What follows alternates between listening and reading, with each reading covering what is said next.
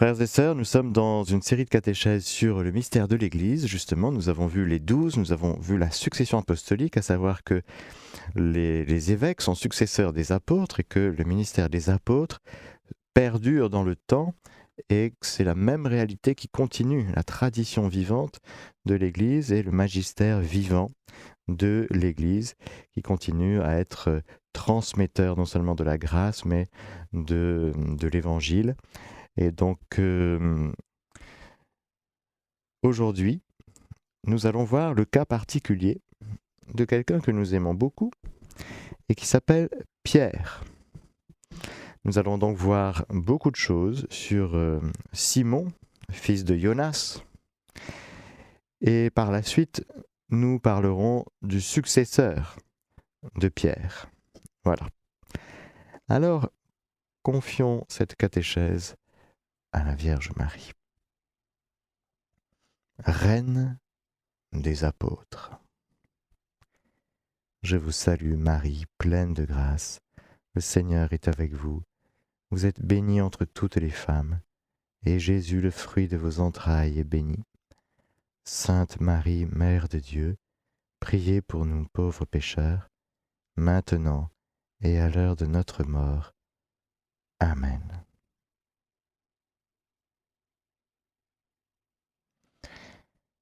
Comme Jésus passait sur le bord de la mer de Galilée, il vit Simon et André, le frère de Simon, qui jetaient l'épervier dans la mer, car c'étaient des pêcheurs. Et Jésus leur dit, « Venez à ma suite, et je vous ferai devenir pêcheurs d'hommes. » Et aussitôt, laissant les filets, ils le suivirent. Dans Saint Luc au chapitre 5, « Or il advint comme la foule le serrait Jésus de près et écoutait la parole de Dieu, tandis que lui se tenait sur le bord du lac de Génézareth, qu'il vit deux petites barques arrêtées sur le bord du lac. Les pêcheurs en étaient descendus et lavaient leurs filets. Il monta dans l'une des barques qui était à Simon et pria celui-ci de s'éloigner un peu de la terre. Puis, s'étant assis, de la barque, il enseignait les foules.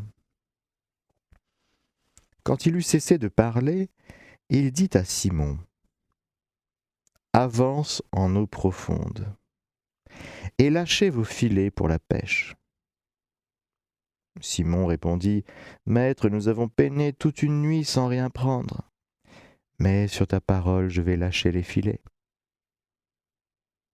Et l'ayant fait, ils capturèrent une grande multitude de poissons, et leurs filets se rompaient. Ils firent signe alors à leurs associés qui étaient dans l'autre barque de venir à leur aide. Ils vinrent, et l'on remplit les deux barques, au point qu'elles enfonçaient.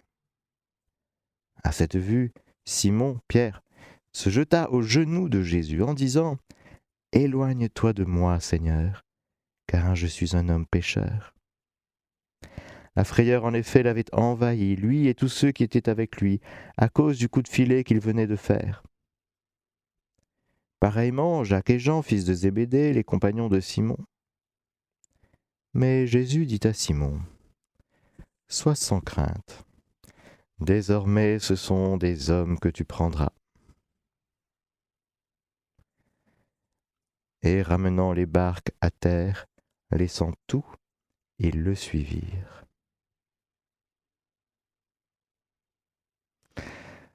Nous voyons dans l'évangile de Saint Jean ce coup-ci. Au premier chapitre, il y a toute une série de premières rencontres absolument fulgurantes chez notamment les disciples de Jean-Baptiste. Il y a Jean, fils de Zébédée, il y a André, deux autres disciples. Jésus regarde Pierre. Il est dit que André, son frère, amène Pierre à Jésus, amène Simon à Jésus. Jésus le regarda, il est précisé, et dit, « Tu es Simon, le fils de Jean. t'appelleras Képhas, ce qui veut dire Pierre. Je voudrais m'arrêter maintenant sur cet aspect de l'appel, cet aspect du début de la relation, pour souligner plusieurs choses qui me semblent importantes. Avant même qu'il y ait la première rencontre entre Jésus et Simon, l'Esprit Saint travaille le cœur. L'Esprit Saint conduit à la vérité tout entière. L'Esprit Saint, cette magnifique et adorable troisième personne de la Sainte Trinité, qui est l'Esprit de Jésus, l'Esprit du Père, travaille le cœur de tout homme pour amener le cœur de tout homme à rencontrer Jésus.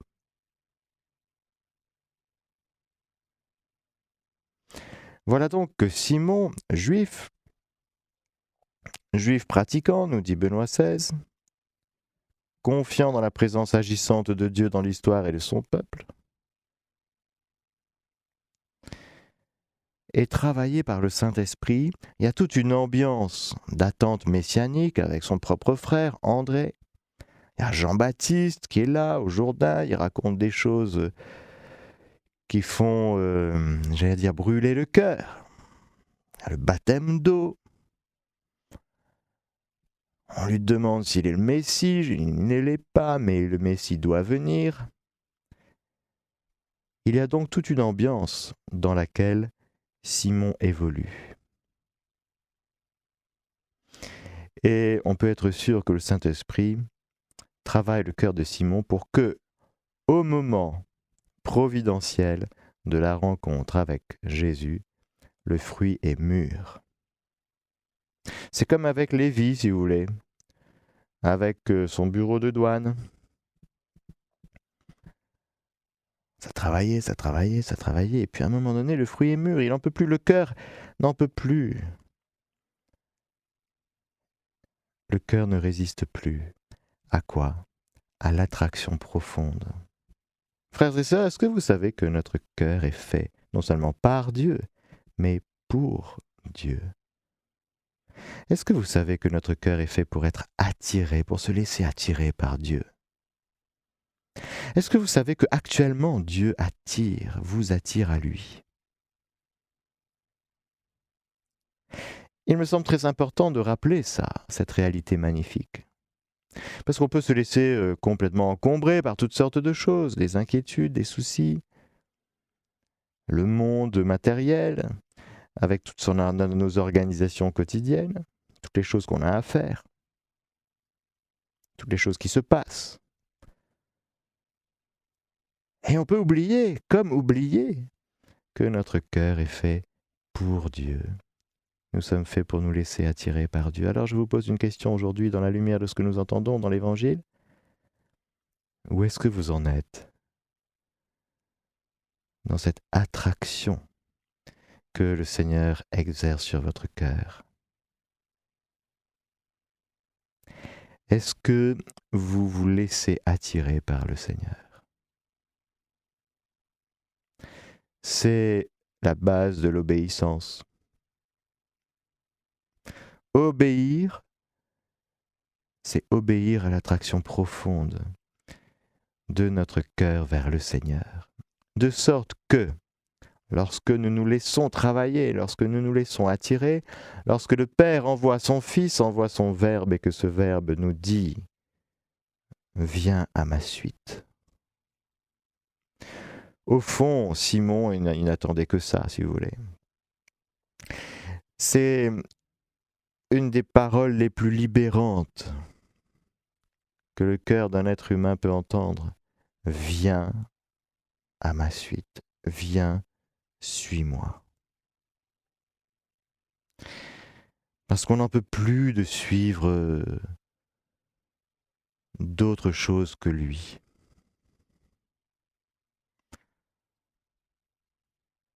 Nous sommes faits pour venir à la suite de Jésus, pour répondre à cet appel. Regardez bien, c'est ce qui est magnifique, on peut faire un parallèle entre Pierre, entre Simon, qui s'appellera Képhas, Pierre, on le verra, et Abraham. En Genèse 12. Quitte ton pays, ta parenté, et va vers le pays que je t'indiquerai. Abraham, quitte, mets-toi en marche, va vers. Alors, il n'y a pas encore Jésus, mais Dieu parle au cœur d'Abraham. Mets-toi en route, mais mets-toi en route en quittant. Là, il va falloir quitter la petite entreprise familiale, il va falloir quitter beaucoup de choses, Simon, pardon. Mais pour pouvoir quitter, pour pouvoir se mettre en route, il faut savoir écouter son cœur. Sûrement que Simon, au milieu de tout son tempérament que nous allons découvrir au fil des pages de l'Évangile, il a un tempérament un peu particulier. Il réagit un peu d'une manière un peu primo-primi, vous voyez.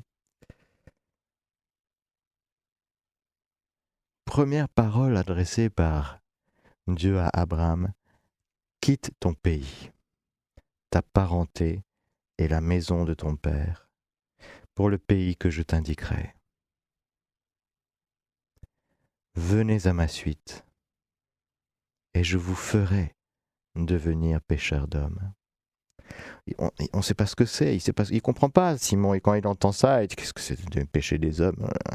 Je sais pêcher les poissons, pêcher les hommes.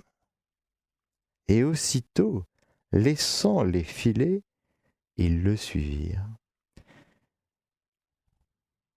Où en est notre premier amour?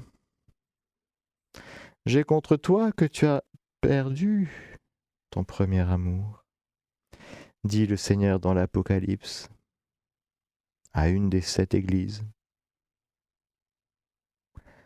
Le premier amour, c'est retrouver actuellement l'attraction profonde que le Seigneur exerce sur notre cœur.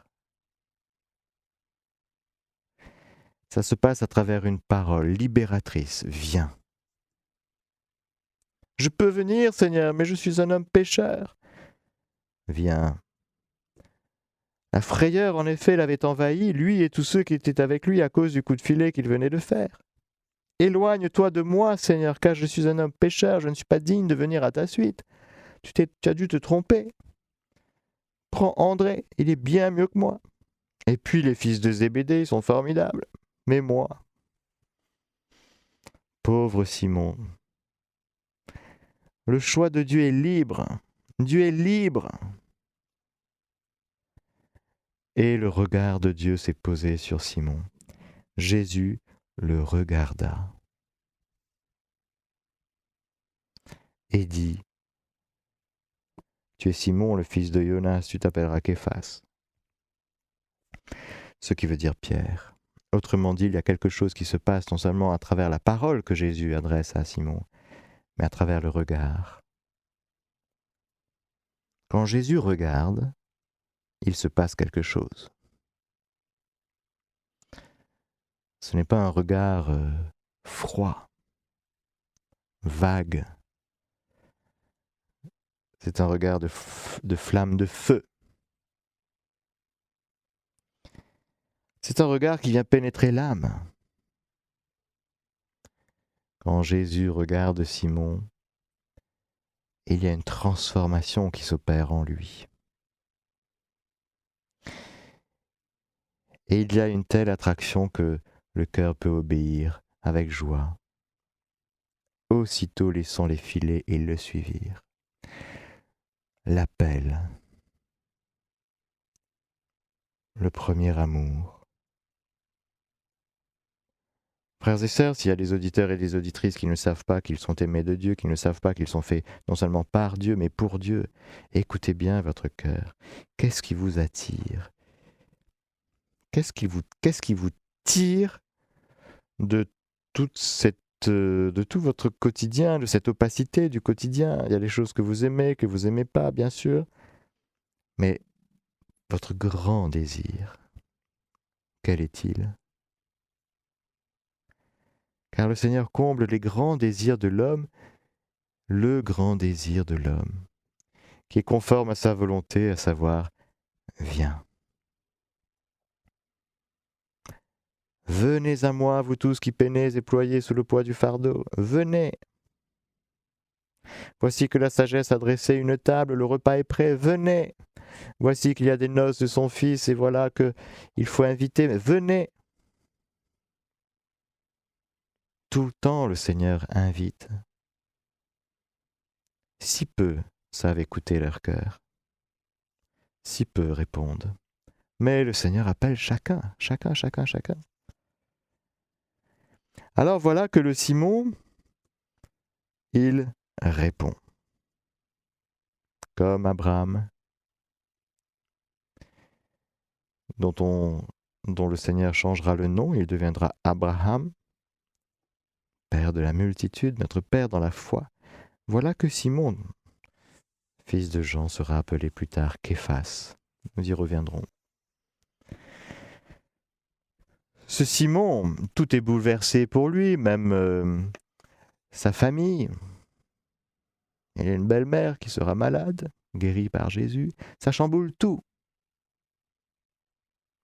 Lorsqu'on obéit à l'attraction profonde de notre cœur et lorsqu'on dit oui, lorsqu'on dit fiat, lorsqu'on dit je viens Seigneur. Et je plaque tout pour te suivre. C'est extraordinaire. Je plaque mes inquiétudes. Je plaque mes tristesses. Je plaque mes replis sur moi-même. Je plaque mes remords. Je plaque mes sentiments de culpabilité. Je plaque tout pour te suivre. Viens. Le temps est court. Le temps a été comprimé, dit saint Paul. Ne te laisse pas emprisonner par personne. Plaque tes prisons intérieures. Car le Seigneur t'a libéré par cette parole qu'il t'adresse aujourd'hui. Viens. Viens à ma suite. Alors, Simon se met en route. Son quotidien est bouleversé complètement parce qu'il va vivre 3 ans de vie exceptionnelle. Et il va apprendre auprès de Jésus plein de choses nouvelles. Et il va être éprouvé, bien sûr, Simon. Impossible de suivre Jésus sans être éprouvé. Frères et sœurs, dans toute la Bible, c'est comme ça. Abraham sera éprouvé par le sacrifice de son fils qui lui sera demandé. Jacob sera très éprouvé. Il aime Rachel et le voilà avec Léa. 7 ans? Non, 7 plus 7.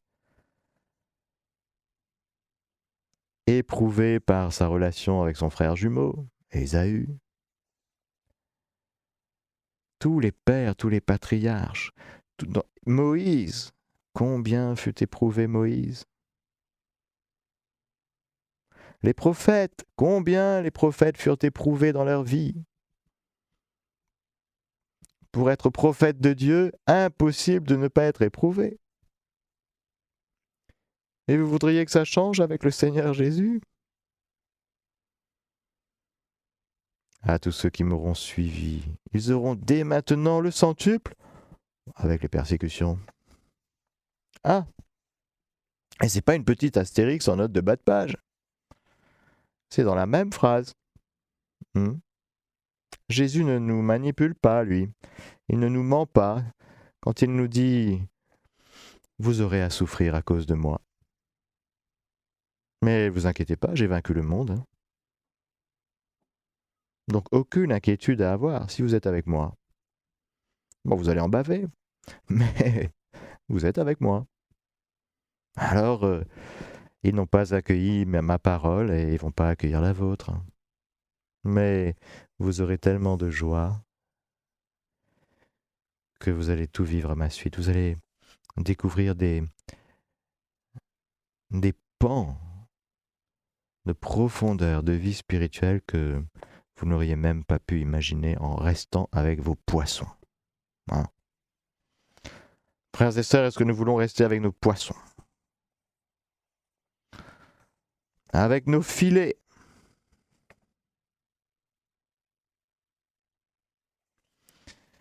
Alors Simon sera éprouvé. Il va apprendre beaucoup de choses. Il y aura la multiplication des pains. Et juste après, par exemple, la multiplication des pains. Jésus oblige les disciples à monter dans la barque et à le devancer sur l'autre rive, pendant qu'il renverrait les foules. Et quand il eut renvoyé les foules, il gravit la montagne à l'écart pour prier. Le soir venu, il était là, seul. La barque, elle, se trouvait déjà éloignée de la terre de plusieurs stades, harcelée par les vagues, car le vent était contraire. À la 4e veille de la nuit, il vint vers eux en marchant sur la mer. Les disciples, le voyant marcher sur la mer, furent troublés. « C'est un fantôme !» disaient-ils, et pris de peur, ils se mirent à crier. Mais aussitôt Jésus leur parla en disant « Ayez confiance, c'est moi. Soyez sans crainte. » Sur quoi Pierre lui répondit « Seigneur, si c'est bien toi, donne-moi l'ordre de venir à toi sur les eaux. » Simon, c'est Simon qui parle, notre cher Simon. « Viens !» dit Jésus. Et Pierre, descendant de la barque, se mit à marcher sur les eaux et vint vers Jésus. Alléluia! Mais voyant le vent, pas Alléluia. Il prit peur, pas Alléluia. Et commençant à couler, pas Alléluia du tout. Il s'écria, Seigneur, sauve-moi. Aussitôt Jésus tendit la main et le saisit en lui disant, Homme de peu de foi, pourquoi as-tu douté? Et quand ils furent montés dans la barque, le vent tomba. Ceux qui étaient dans la barque se prosternèrent devant lui en disant, Vraiment, tu es fils de Dieu.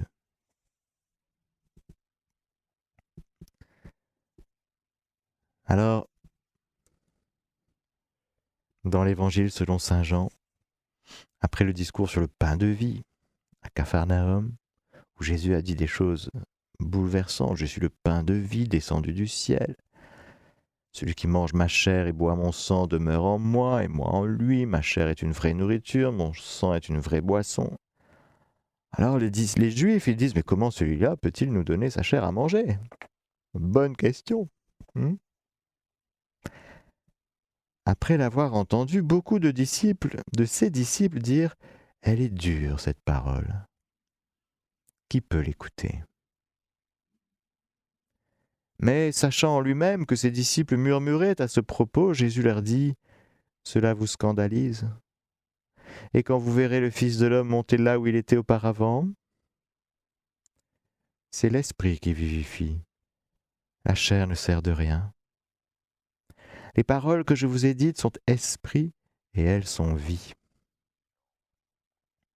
Mais il en est parmi vous qui ne croient pas. Jésus savait en effet dès le commencement qui étaient ceux qui ne croyaient pas et qui était celui qui le livrerait.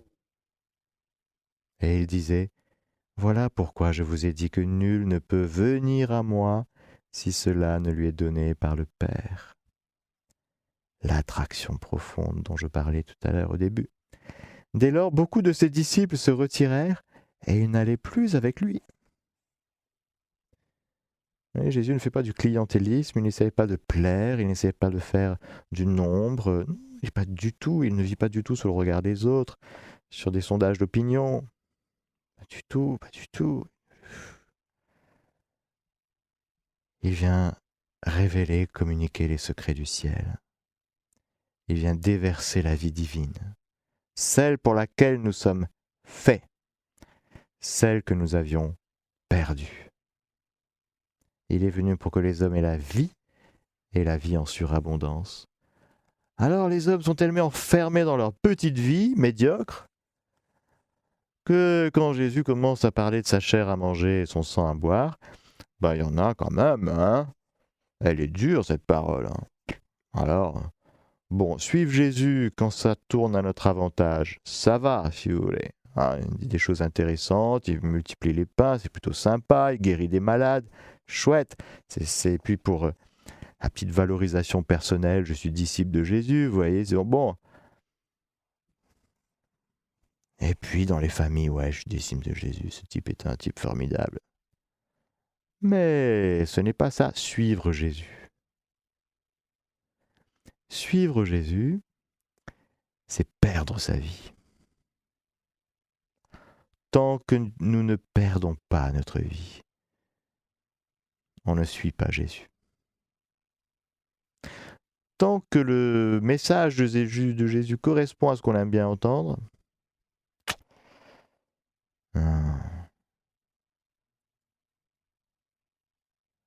combien de personnes se sont arrêtées en chemin parce qu'elles ont eu une relation avec le Seigneur Jésus intéressée. Puis le jour où il n'y a pas de guérison, le jour où il n'y a pas de miracle, eh ben là on fait quoi? On se révolte?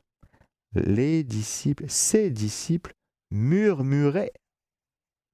C'est le terme de l'attitude du peuple d'Israël. 40 ans, cette génération m'a déçu. Pourquoi? Parce qu'elle a passé son temps à râler. Le Seigneur donnait la manne chaque jour. Il y avait ce qu'il fallait pour chaque jour. Apprentissage de vie pour vivre selon la providence, selon ce que Dieu donne. Mais la manne, ceux qui ont mangé la manne au désert, ils sont morts. Celui qui vous donne le vrai pain du ciel, ce n'est pas Moïse, c'est le Fils de l'homme. Ils n'ont pas compris qu'il fallait apprendre à vivre à l'école de la providence divine. Il fallait un cœur de pauvre, il fallait se quitter soi-même, quitter sa volonté propre, quitter ses idées, son petit confort de vie, nanani, nanana, bref, quitter. Quitte ton pays, ta parenté, la maison de ton père, pour le pays que je t'indiquerai. Viens et suis-moi.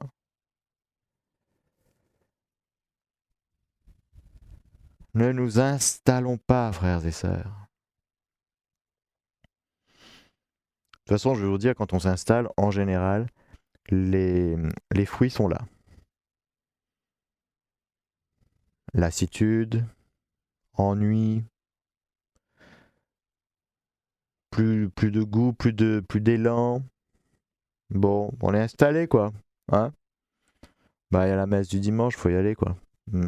Bah, c'est dimanche. Bon. Quand même, on va pas rater la messe du dimanche, hein, c'est pas bien. On a toujours été à la messe du dimanche depuis tout petit. On a une famille catholique, donc on va à la messe le dimanche, hein. Et puis, une fois qu'on a coché la case, qu'est-ce que vous voulez, ben on a coché la case. On est un bon chrétien. Et en dehors de la messe dominicale, ta vie, c'est quoi? Tu suis Jésus ou tu te sers de lui pour toi? Surtout quand ça va pas bien. Surtout quand la mer de Galilée secoue un peu, quand la barque est un peu secouée. Seigneur, sauve-moi. Ça ne te fait rien, nous périssons. Alors Pierre, magnifique, parce que là nous voyons dans ce passage que je vous cite en Jean 6, alors que les disciples sont scandalisés. Pierre d'achoppement, les paroles de Jésus trop dures. Jésus dit alors aux 12. Dès lors, beaucoup de ses disciples se retirèrent. Ce mot est très bien choisi. Se retirer et n'aller plus avec lui. On dirait aujourd'hui, je prends un temps de recul. Je vais réfléchir. Je mets de côté l'attraction profonde de mon cœur et je mets ma raison, mon raisonnement en premier. Est-il bien sage de suivre un type qui me dit « Si tu manges pas ma chair et si tu ne bois pas mon sang, tu n'auras pas la vie ». Qu'en penses-tu? Qu'en penses-tu? Ouais, bon, ce type est fou. Bon, ok. Donc, raisonnablement, je me retire. Et je n'écoute plus mon cœur. J'ai écouté mon raisonnement. Et puis, il suffit que ce murmure, qui est au fond de la mer, du cœur, eh bien, soit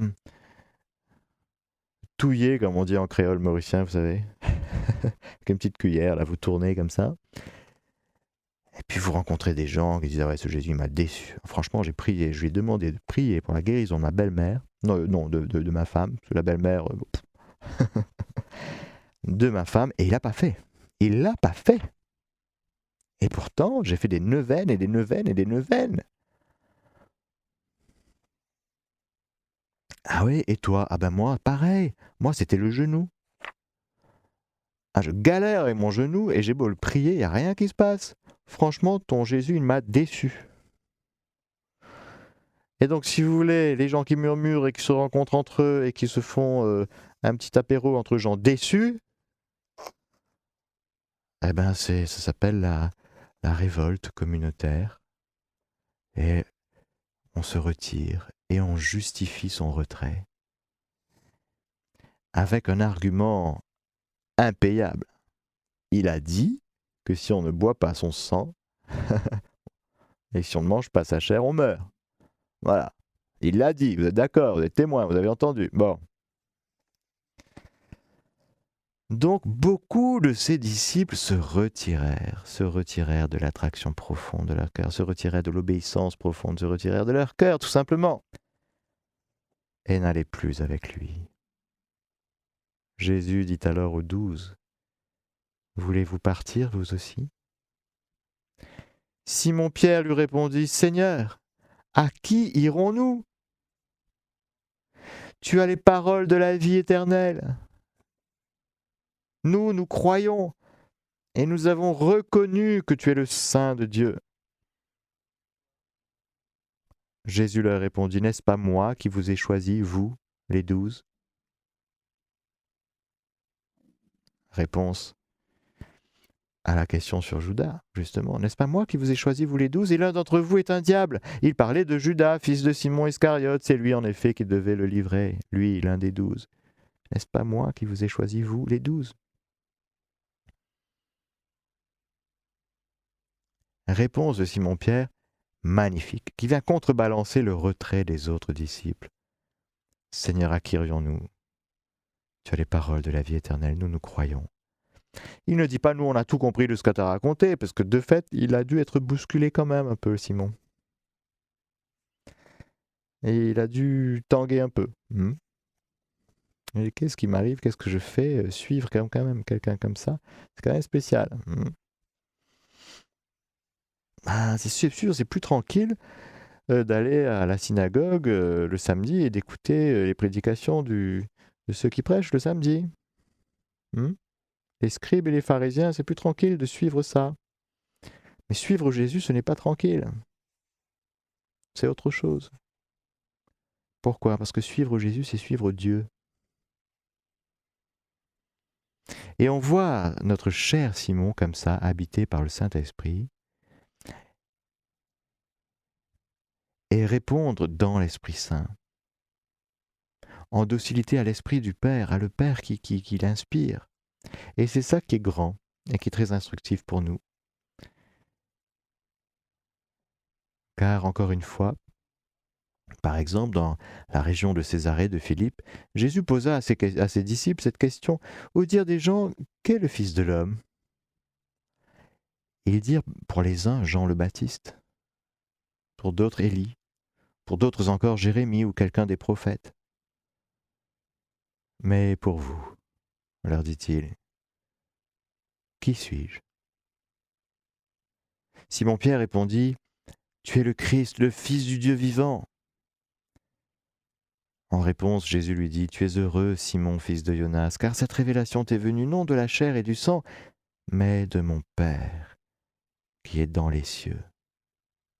Eh bien moi, je te le dis, tu es pierre, et sur cette pierre je bâtirai mon église, et les portes de l'Hadès ne tiendront pas contre elle. Je te donnerai les clés du royaume des cieux.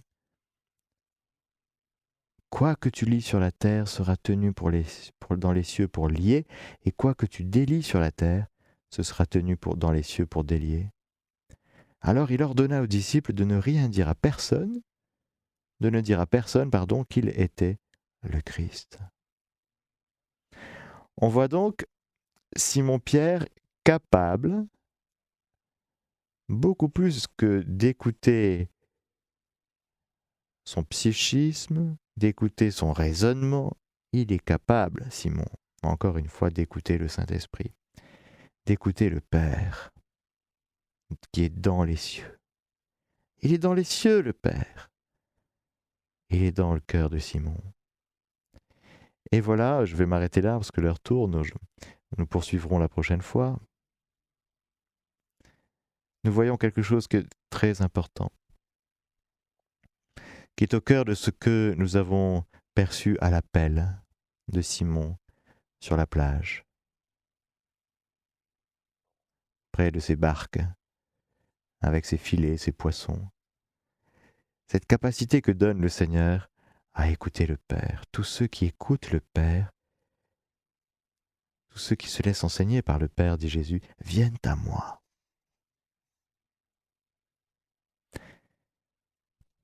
Pour vous, qui suis-je?